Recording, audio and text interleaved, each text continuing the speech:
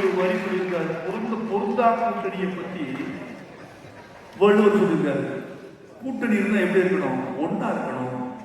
நம்ம கூட்டணியை போல ஒருமித்த கருத்தோட சின்ன சின்ன வேறுபாடுகள் இருந்தாலும் பேசி தீர்த்து கொள்வது போல பொருந்தாத கூட்டணியோடு வாழ்வது எப்படி தெரியுமா இருக்குமா?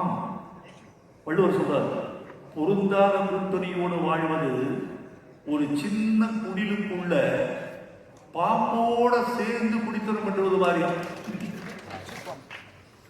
உடம்பாடு இல்லாதார் வாழ்க்கை குடங்கரும் பாம்போடு உடன் உறைந்தற்று.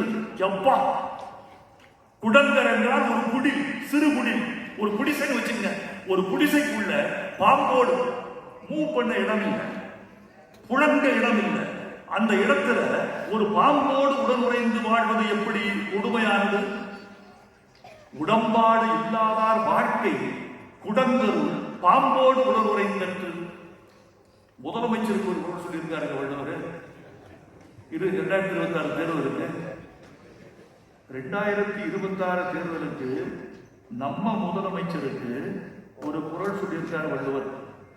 நீங்க ஒதுக்கணும் சார், நீங்க ஒரு திட்டம் போடணும், சில திட்டங்கள் தீட்ட வேண்டும். எப்படி தூக்கி செய்ய வேண்டும் தெரியுமா? நீங்க உங்க வலிமையை எண்ணி பாருங்க.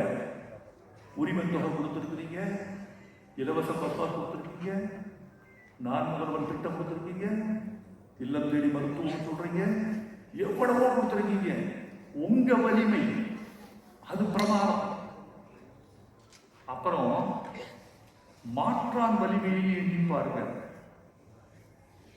அப்புறம் துணை வலிமையை எண்ணிப்பாரு. மாற்றான் வலிமை எதிரிகள் யாருன்னு எண்ணிப்பாருங்க, அவங்க வலிமையை எண்ணிப்பாருங்க.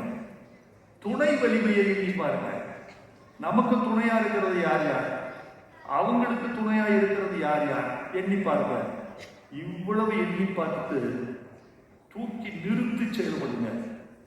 வலிமை அந்த பங்கு அதிகமா, இந்த பங்கு அதிகமா?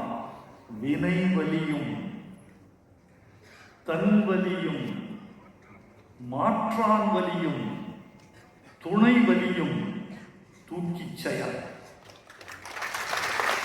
2000 ஆண்டுகளுக்கு முன்பு என்னப்பன் திருவள்ளுவன் எதையெல்லாம் சொல்லிவிட்டு போயிருக்கிறான்.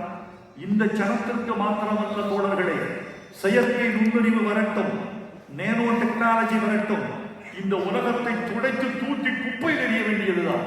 சென்னை நகரத்தில் முக்கால்வாசி விஷயத்தை தூக்கி வங்காள விரிகுடாவில் எரிந்து விட வேண்டியதுதான். வங்காள விரிகுடா மேடாகி போகும். அவ்வளவு குப்பைகளை துடைத்து